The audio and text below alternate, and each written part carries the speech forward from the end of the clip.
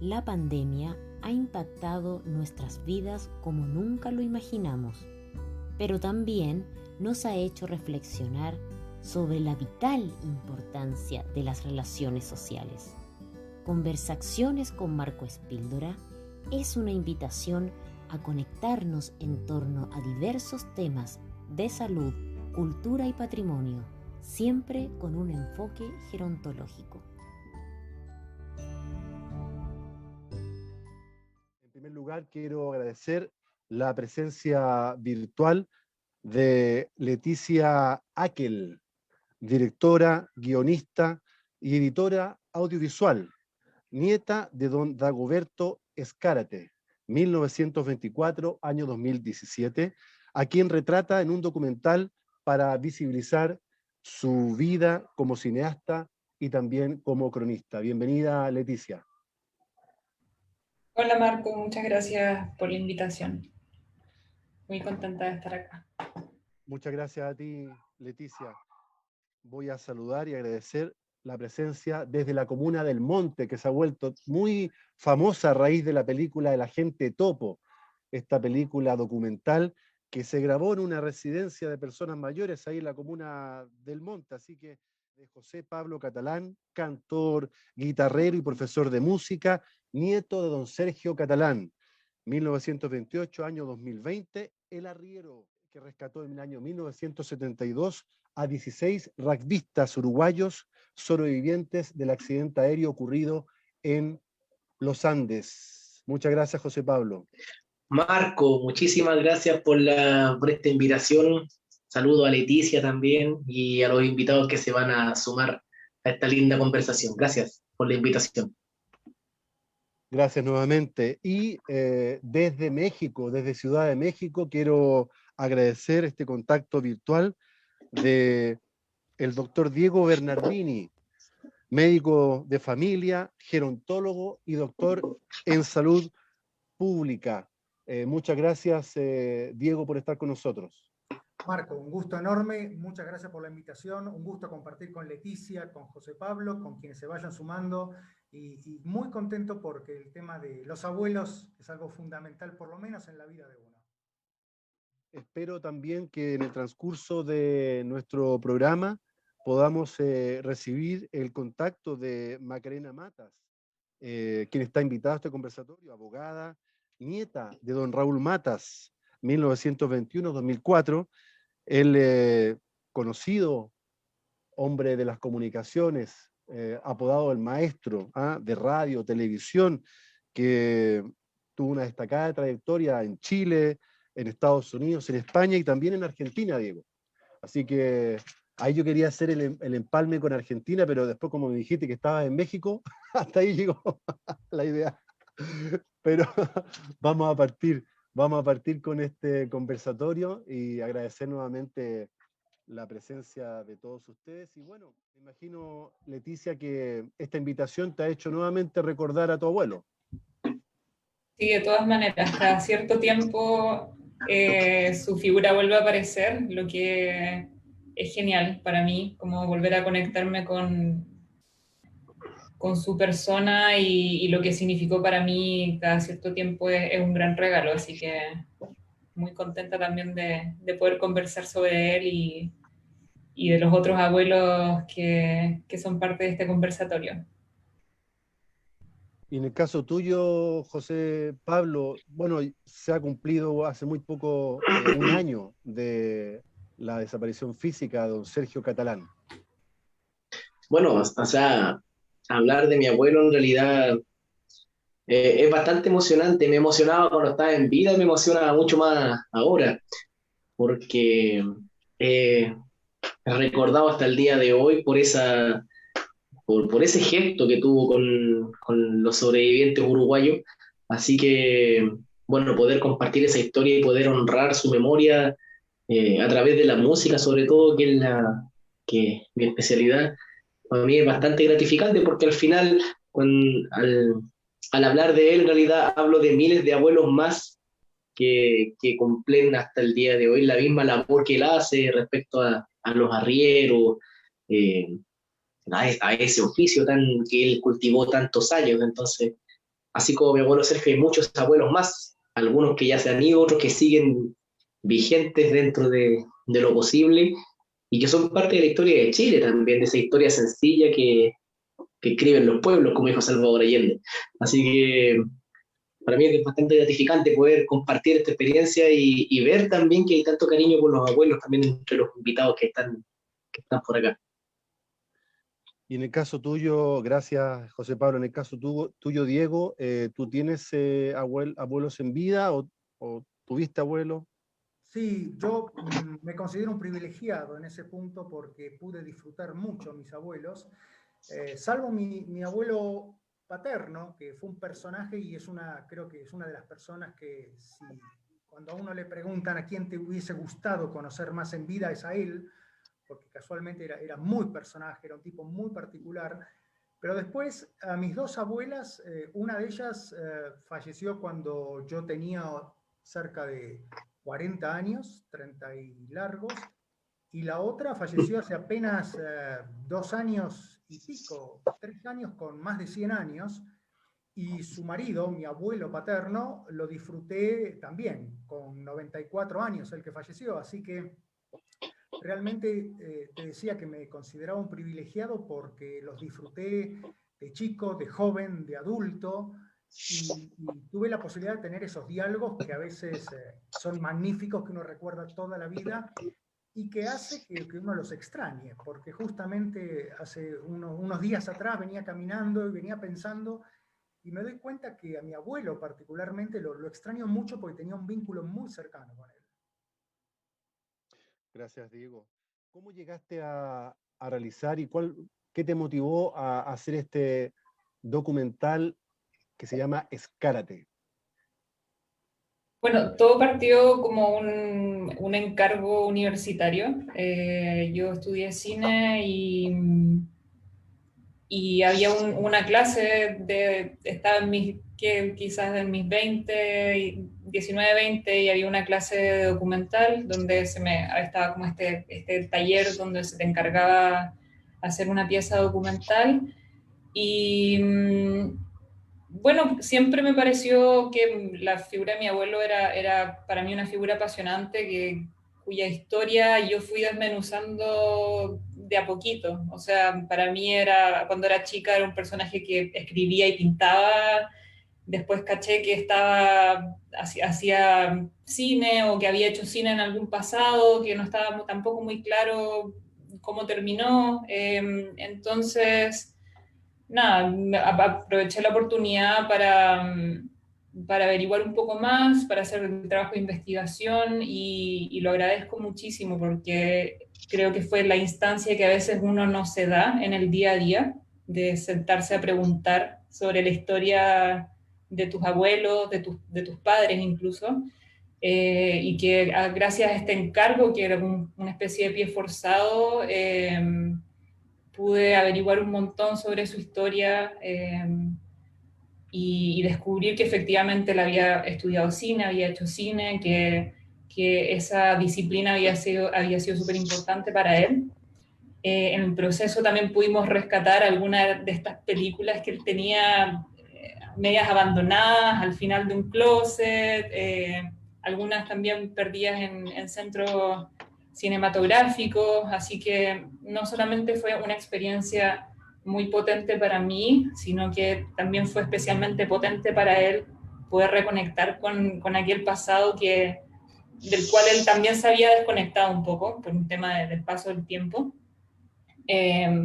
Permitirle revivir eso y también lo bonito es poder rescatar ese legado que no es obviamente el cuerpo completo de trabajo que él tenía cuando hizo obras audiovisuales, sino que un pedacito, pero ahora eso está como mantenido, está ahí, está bien cuidado y es parte de un legado que podría haber quedado perfectamente olvidado y nada, eso o sea, ahí partió un poco todo este tema y el documental fue una muy linda experiencia para ambos en ese sentido. ¿Él lo alcanzó a ver en vida? Sí, ¿El lo alcanzó a documental? ver. Sí, lo alcanzó a ver. Qué Sí. lindo regalo. ¿Cómo fue su reacción cuando lo vio la primera vez?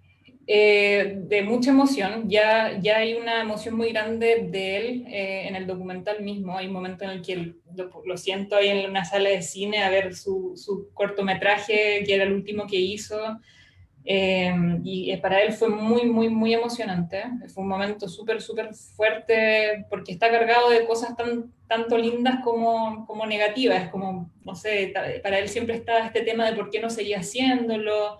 Entonces, fue muy, muy lindo para los dos. Y nada, bueno, él tenía una personalidad súper súper divertida, entonces yo sé que le gustó, también sé que hay cosas que él hubiera hecho diferentes, porque él también es un creativo, él también era un director de cine, entonces tenía quizás una línea editorial distinta de cómo podría haberse hecho este documental, pero nada, yo creo que estaba contento y feliz de haber vivido esa experiencia conmigo también. Ese ejercicio, un poco, es un ejercicio cinematográfico también. Gracias, Leticia Aquel, nieta de don Dagoberto Escárate, cineasta, cronista, fallecido el año 2017, y que a través de un documental que ha realizado su nieta, hoy día sabemos más de quién fue este señor. El año 72, diciembre, tú no nacías todavía. No, todavía no. Yo nací mucho después. Yo ¿Cuándo nací en el fue la primera vez 86. te enteraste? ¿Te acuerdas tú el momento en que te enteraste Sí, de la envergadura, de la estatura que era tu abuelo? O sea, del héroe que tenía enfrente. sí, y sabes que curiosamente no fue por mi familia. No fue por mi familia. De repente el tema salía así como dentro de la conversación, pero mi abuelo siempre le bajó el perfil, fíjate, y como que en la casa también como que lo contaban así como una de las tantas historias que ocurrían en la cordillera dentro de la labor del arriero, pero cuando el primer golpe, por decirlo así, fue cuando me llevaron con mi curso al Museo de San Fernando. Yo de haber estado como en, no sé, tercero o cuarto básico, y me encuentro con la foto de mi abuelo en el museo. Y ahí digo, ¿y por qué está ahí? ¿Por qué mi abuelo está ahí? Entonces de ahí empecé a investigar, le pregunté a mi papá, le pregunté a mi mamá también, ¿no? Y ahí me empezaban a contar la historia. Y chuta, de ahí después la profesora se enteró que mi abuelo está ahí y se enteró, uy, José Pablo es nieto de don Sergio. Y ahí empezó como a correr el rumor de que estaba el nieto de don Sergio y todo esto. Y así también empezó a correr el rumor en hartas partes más. O sea, entonces, en cierta medida, eso a uno le acarrea una responsabilidad, igual, porque uno tiene que hacerse cargo de su historia. Porque al final, inevitablemente, si la gente sabe que yo soy nieto de Sergio Catalán, a mí me empiezan a preguntar cosas al respecto. Y no solamente cosas de la situación misma con los uruguayos, sino que de la cordillera misma también. Entonces, eh, desde muy chico yo empecé como a hacerme cargo de eso.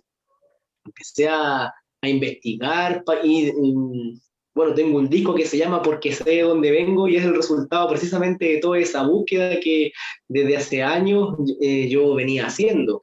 Entonces, para mí ha significado mucho y de esa forma pude valorar este tema de dónde vengo, cuáles son mis raíces, esto como que es como de repente tan romántico e inevitablemente nos lleva a comprender por qué somos de una determinada forma, por qué reaccionamos de tal forma, y por qué nos gustan ciertas cosas y por qué no nos gustan otras. Entonces, para mí, por ejemplo, fue bastante valioso cuando de ese primer choque con la historia, cuando me encuentro con mi abuelo ahí en el museo, una foto, un retrato hecho a lápiz de mi abuelo, y toda la carga que venía eso detrás. O sea, mi abuelo no era el simple viejito que estaba que yo iba a ver cuando niño, sino que había algo más. Ahora, mi abuelo, como te digo, era muy reservado con ese tema sobre todo.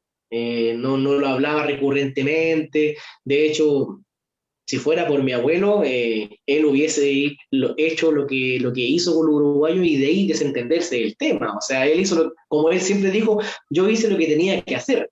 Ahora el resto de los homenajes ya vino por añadidura de parte de los mismos uruguayos y de las autoridades sanfernandinas también. Pero si hubiese sido por él al otro día se hubiese ido a trabajar como todos los días y él, bueno, por lo mismo él nunca cambió su forma de ver la vida y nunca cambió su estilo de vida también hasta el último día. Entonces, eso también me demuestra que el valor que tenía el hombre también, pues, el valor, ese sentido de pertenencia y de libertad también, pues, de ser libre de elegir lo que él quería para su vida y él decidió estar vestido de guaso hasta el último día de su vida. Y su sombrero siempre, clásico. Claro, siempre, siempre. Entonces, eso es lo que me provoca este primer choque, hacerme cargo de mi propia historia. José Pablo Catalán, cuando te veo con la guitarra, Diego Bernardini, como estás en México, me acuerdo de la película Coco, y me acuerdo de Miguel y su guitarra, que también de una forma accidental empieza a enterarse de quién era Coco. Me imagino que este ejercicio de memoria, esto de consultar la biblioteca que tenemos en la casa, que son los mayores, ¿no es cierto?, hace bien a nuestra salud. ¿Ah? Completamente, sí, completamente. Yo, mientras hablabas de la biblioteca, recordaba que cuando era chico y salía de la escuela y que iba a almorzar a casa de mi abuela, a mí me gustaba perderme por el fondo, era un departamento como muy largo y grande, donde había una gran biblioteca, y yo me la pasaba mirando la biblioteca y el escritorio de mi abuelo. De hecho, cuando esa casa se desarma por muerte de mi abuelo y mudanza, y a mí me preguntan, o ya no recuerdo muy bien cómo fue, yo me quise quedar, como recuerdo, con la pipa, con una de ellas, que la tengo en mi biblioteca en Buenos Aires, y yo creo que en ese sentido coincido con lo que decía José Pablo, y que bien pudo plasmar Leticia con el tema de la memoria. Yo creo que los abuelos son la memoria nuestra, son de alguna manera poder darle sentido a nuestra propia vida, a nuestros propios orígenes, a determinadas conductas. Hay un dicho que dice que cuando hablamos y escuchamos a nuestros padres es porque estamos envejeciendo, en el caso de los hombres.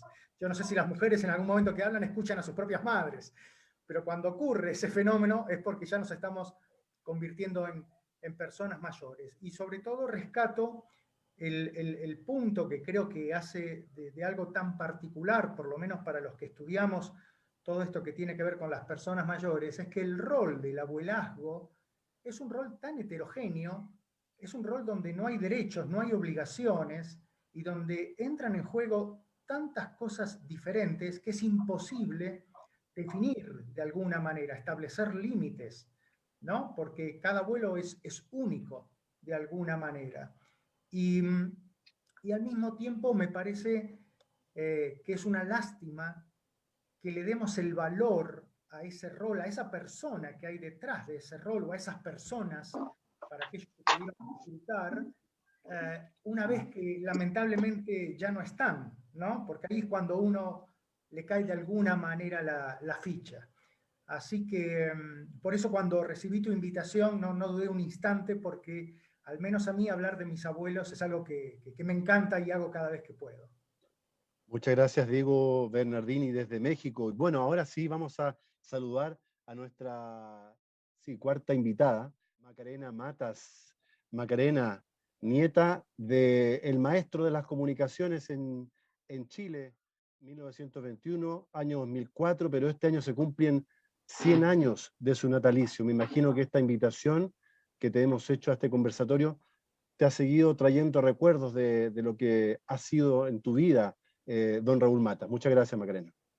No, muchas gracias a ti, Marco, y a los otros invitados. Disculpar por la hora. Yo trabajo en seguridad pública, que es un tema que no duerme, que no descansa, así que la verdad es que es un tremendo honor hablar por mi abuelo. Lo conversábamos con mi primo Alex, que se cambió el apellido, se llama Alex Matas, él es Hidalgo Matas, pero se cambió el apellido precisamente porque es un hombre que sigue ligado a las comunicaciones, que es lo que le pidió mi abuelo, que el nombre Matas siguiera en la esfera de las comunicaciones, así que más que agradecerme a mí, agradecerte a ti, Marco, por estas conversaciones que hemos ido teniendo desde hace mucho tiempo para materializar este y otros proyectos, porque efectivamente este año se cumplirían 100 años del natalicio de mi abuelo, el gran y recordado Raúl Matas. Así es, Macarena. Bueno, estamos haciendo estos recuerdos y ¿en qué momento, en qué minuto tú aquilataste lo que era el nombre, ser nieta de Raúl Matas? ¿Te acuerdas de algún momento, alguna anécdota, no sé, alguna situación cuando eras Sí, niña? va a ser tal vez muy duro lo que voy a decir, pero es que cuando se murió. Me acuerdo perfectamente de estar en el funeral y que se me haya acercado don Francisco Mario Kreuzberger, y yo ahí, en ese momento, dimensioné lo famoso que era mi abuelo, porque para mí era simplemente mi abuelo, no era la estrella de televisión, ni que había traído a artistas tan importantes, ni que había sido el prestamista, como lo han llamado, sino que en el momento en que este personaje que era de la televisión para mí, que para mi abuelo era un coetáneo de las comunicaciones, se me acerca, me da el pésame, le da el pésame a mi padre, a mi tía. Yo recién ahí llegué a dimensionar la fama de mi abuelo. Me acuerdo patente de decir, oh, parece que era muy famoso. No, antes no lo dimensionaba, era mi abuelo nomás. Hay un elemento que quiero enlazar con Leticia, porque ¿de qué manera los nietos podemos proyectar los sueños de nuestros abuelos, ¿ah? O hacerlos realidad? Y curiosamente, Macarena es abogada y don Raúl estudió leyes, pero después se pasó a la vereda de la radio. Él supo, él sabía que tú estabas estudiando leyes cuando estaba en vida, ¿no? Sí, la verdad es que eso es bien anecdótico. Yo creo que la vida tiene, Dios o la vida tiene caminos insospechados, porque básicamente mi abuelo entró a estudiar Derecho en la Universidad de Chile y se arrancaba a la radiominería de esa época para hacer su verdadera pasión, que era la radio. Terminó siendo periodista de profesión y de oficio muchos años después. Afortunadamente yo empecé Derecho no gustándome mucho, de hecho mis profesores les comentaba, a mí me hubiese gustado estudiar algo que tuviera ligado tal vez con las artes o con las comunicaciones, eh, y lamentablemente la familia por parte de mi mamá no le parecía tan atractiva esa situación, eh, porque además había muchos tabús y muchos temas con respecto a la incursión de las mujeres, incluso en los medios de comunicación.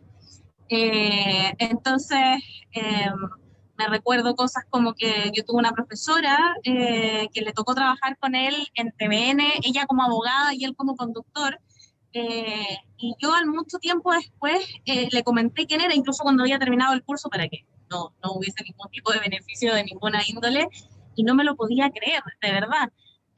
Lo lindo y lo maravilloso es que yo terminé trabajando con ella mucho tiempo. Le mando un abrazo enorme a la profesora Vivanco, si por esas casualidades de la vida nos está escuchando. Es una de las seguidoras de las redes sociales, y a mi abuelo.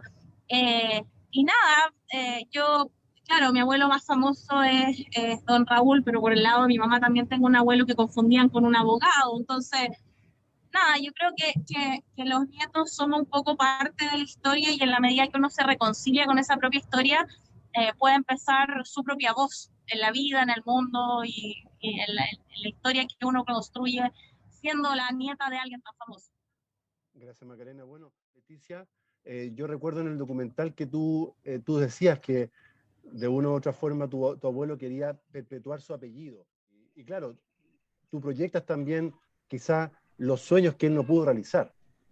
¿Hay algo de eso? Sí, es interesante porque creo que cuando yo realicé el documental original, que es el que hice yo cuando estaba en la U, también había mucho cuestionamiento tal vez hacia él de por qué no había seguido haciendo cine. Y creo que uno a medida, como bien decías tú, a medida que, y como decía Diego, a medida que uno va creciendo, va entendiendo dimensiones de la adultez que son súper importantes y que a veces quizás yo desde cuando hice este documental no tenía quizás tan claras, que es comprender que hay también muchas cosas que pueden ir sucediendo en la vida de una persona que los van haciendo tomar otras rutas.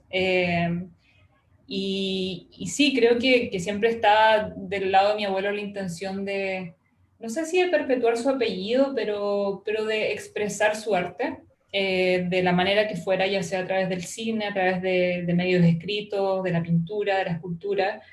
Yo no creo que nunca me sentí tal vez con la presión de cuando él estaba en vida de continuar y perpetuar ese ejercicio artístico, pero sí como bien decía José Pablo, uno también se siente en cierta medida, no responsable, pero se siente parte de una cadena, ya sea eso algo negativo como positivo, uno se siente parte de una historia y de una cadena que uno con gusto también quiere continuar. No sé si por la intención de perpetuar el apellido o la línea de trabajo de una familia, pero es simplemente por amor a lo que descubrimos que nos encanta, ya sea mi abuelo como yo. Y es lindo, es súper lindo poder, a mí me enorgullece muchísimo ser parte de esa línea tan mágica que se crea, que al final yo y todos los nietos somos una extensión de otras personas, y verlo así lo encuentro muy bonito, y también me veo a mí misma como una oportunidad de que él también siga creando, aunque ya no esté acá. Gracias, Leticia. Aquí el José Pablo Catalán. ¿Tu abuelo Sergio sabía que tú habías elegido la música? La música que yo hacía y que me gustaba a mí era precisamente la música que le gustaba a la gente mayor. Entonces, me gustaban las cuecas, me gustaban las tonadas, la música mexicana, y llega un momento en que yo, no sé, a los 12 años me preguntaba, ¿y por qué a mí me gusta esta música y a mis amigos de mi misma edad les gusta la música que suena en la radio? Entonces, por ende, tenía mayor afinidad con mis abuelos, con mis tíos, más que con mis propios primos, por ejemplo. Entonces, como te contaba, a él le gustaba mucho, él no tocaba guitarra, no cantaba, la voz no lo acompañaba mucho a mi abuelo Sergio, pero sí le gustaba que hubiera música, bailaba, cueca también. Entonces, el nexo musical de su memoria con estas canciones antiguas, que yo como que me esforzaba así por aprender esas canciones antiguas para llegar a cantarlas ahí con mis tíos, cuando, no sé, o sea, yo me acuerdo que en la casa de mis abuelos se celebraba San Pablo, por ejemplo. Se celebraba San Pablo, y fue como la última fiesta de santos que yo vi. Ahora se celebra solamente el cumpleaños, pero se mantenía eso de celebrar los santos y San Pablo más encima, siendo que todo el mundo lo conocía por Sergio, pero él se llamaba Pablo Sergio y se celebraba San Pablo. Entonces, como decía Leticia también, claro, uno inevitablemente como que se empieza a mimetizar y empieza a buscar eso, porque al final todos buscamos de dónde agarrarnos, no de dónde agarrarnos, sino que de dónde afirmarnos para seguir de aquí en adelante. Y en ese caso, para mí conocer su historia, eh, conocer su familia, su entorno, y que toda la gente me preguntara por él, para mí fue bastante importante. Quizá yo no voy a seguir la cadena de él, o sea, la generación de los arrieros muere con mi padre. Mi papá es el que sigue hasta el día de hoy con el tema de los animales, pese a todo, pese al progreso, pese a la sequía, pese a las formalidades que impone el SAC, por ejemplo, CONAF en algunos casos, pero él sigue ahí, pese a todo, porfiado, pero feliz, al fin y al cabo. Entonces, el querer conocer esta historia, de poder hablar con propiedad de esto, en cierta medida como que sirve para que la memoria de mi abuelo siga vigente. Al final las personas mueren realmente cuando las personas las olvidan, tal como decía la película Coco, por ejemplo. Esa creencia como mexicana de la muerte, las personas realmente mueren cuando son olvidadas. Y mi abuelo Sergio es difícil que lo olviden, pues el hombre, más allá del tema que pasó con los uruguayos, era un hombre bien querido también. Diego Bernardini, estos nietos tienen memoria, están recordando, pero también hay abuelos y abuelas olvidados, maltratados, abandonados, abusados. Se habla del síndrome del abuelo esclavo. Cuéntanos esta parte un poquito más oscura. Bueno, esto lo que vos decís es muy cierto. Yo creo que primero arrancaría quizás un poquito más atrás. No todos los abuelos quieren ser abuelos. O sea, la abuelidad es un rol que se siente, es un rol que es multidimensional, porque de alguna manera uno ahí entra a ver en juego cuestiones vinculadas a la actitud de la persona, que es esa situación, ese ánimo con el cual nosotros nos enfrentamos a determinadas situaciones, la conducta, o sea, cómo ejecutamos de alguna manera, cómo instrumentamos, mejor dicho, esa actitud, un tema claramente de emocionalidad, de una cuestión afectiva, ¿no? Que también se transmite o no se puede transmitir. Por otro lado, todo el simbolismo que implica, porque si uno dice abuelo, abuela, ¿qué piensa? Por ejemplo, en el caso de mamá Coco, ¿no? Una señora en la mecedora, con el cabello blanco, que quizás está tejiendo, que quizás esté preparando comida para su familia, y la realidad es que esos roles no dejan de ser estereotipos, porque cada vez estamos encontrando abuelos más jóvenes, aunque se supone que si uno dice, a ver, si nos manejamos con un indicador duro como es la edad, se supone que un abuelo es alguien de más de 60 años, pero cada vez tenemos abuelos o conocemos abuelos de 40, de 50 años, ¿no? Entonces, eso por un lado. Por otro lado, me parece importante ver qué rol le asigna la sociedad a ese abuelo, ¿no? ¿Qué rol no solo le asigna, sino parecería ser que la etiqueta abuelo, abuela, es algo que tenemos como sociedad el derecho de meterle a cualquier persona mayor. Entonces, y con el COVID lo estamos viendo, los abuelos son los primeros, no son los abuelos los primeros son las personas mayores. Y además, a un señor mayor o a una señora mayor, para mí es una falta de respeto decirle, hey abuelo, que es lo que yo siempre les digo a mis estudiantes, ya sea en medicina o sea en fisioterapia. Se los llama por el nombre y no se los tutea, porque las personas mayores de hoy son otra generación a los que probablemente vengamos atrás. Se los trata de usted y se los trata con respeto y se los trata por el nombre, porque no son mis abuelos, ni siquiera sé si son abuelos. Solo en Estados Unidos se calcula que hay 1 millón de personas mayores que no son abuelos, que no tienen descendencia. Y esto en mayor o en menor medida ocurre en todos los países. Y dentro de eso que vos comentaste, el abuelo esclavo, el abuelo maleta o el abuelo valija, como habitualmente se lo nombra, eso es ni más ni menos que lo que se conoce como abuso y maltrato. Y dentro de ese abuso y maltrato, un dato que no es menor y que no debe pasarse por alto. En general, el abuso y maltrato de la persona mayor, en este caso, con el abuelo esclavo, que es el papá, mamá, te dejo los nietos, que tengo cosas que hacer, y de repente le clavan los nietos todo el fin de semana, o el abuelo valija, que es, para que no esté solo, va a estar un mes conmigo, un mes con mi hermano, otro mes con otra hermana, y ahí va el padre o la madre con la maleta. Ese tipo de abuso y maltrato se suele dar dentro de vínculos de confianza. Atención con esto, porque muchas veces estas circunstancias suceden dentro del seno de la propia familia, lo cual te imaginas que para los médicos que trabajamos o para el profesional del cuidado y la atención de las personas mayores es muy complejo meterse e intentar resolver este tipo de situaciones. Así que hablar de abuelos y abuelas tiene, como dijiste vos, un lado muy lindo, muy tierno si se quiere, pero también tiene cuestiones que por lo menos para quienes trabajamos en este tema nos hace tener en el radar y con las alarmas puestas. Gracias, Diego Bernardini, desde México, médico de familia, gerontólogo, doctor en salud pública. Macarena Matas, ¿cómo llamabas tú a tu abuelo Raúl Matas? ¿En la intimidad? Abuelo. ¿Sí? Abuelo, simplemente abuelo, sí. Mi abuelo por parte de mi mamá eran el tata y la yaya, algo muy propio español. A mi abuelo, abuelo, no, abuelo. ¿Y tú, José Pablo, cómo llamabas a tu abuelo Sergio?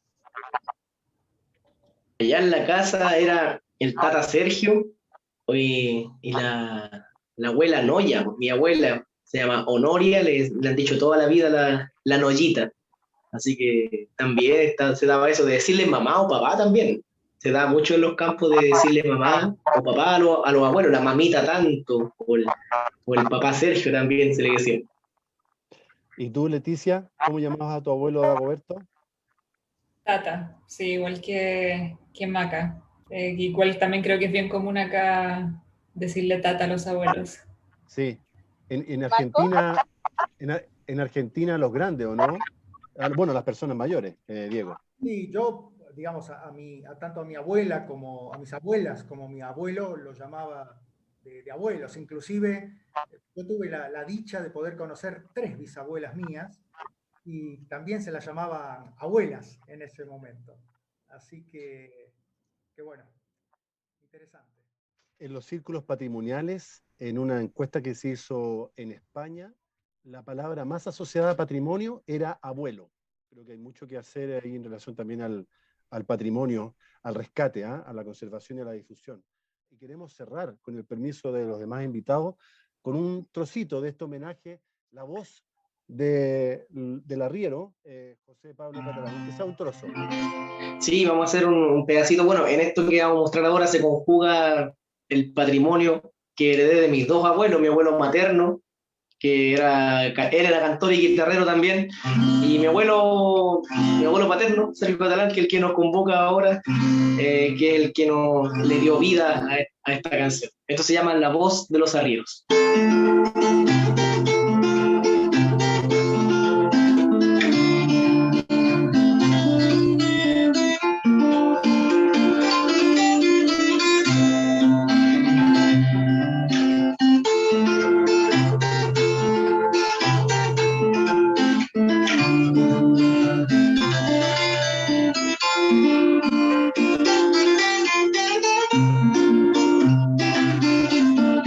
Dicen que no puede hablar, que su voz está gastada, porque en las cumbres nevadas fue dejando su cantar. De tanto arrear y gritar, su voz se escuchaba bajito, sin embargo es requisito del que arriero ha de llamarse, el saber cuándo callarse y cuándo pegar el grito, el saber cuándo callarse y cuándo pegar el grito. Pero en la cordillera su voz resentida detrás del ganado recobraba vida, tranqueando en su mula se iba cerro arriba con su grito ronco, y a la amanecida ojalá se llegue el día en que mi canto se oyera tan fuerte como esas voces en la madre cordillera, tan fuerte como esa voz en la madre cordillera.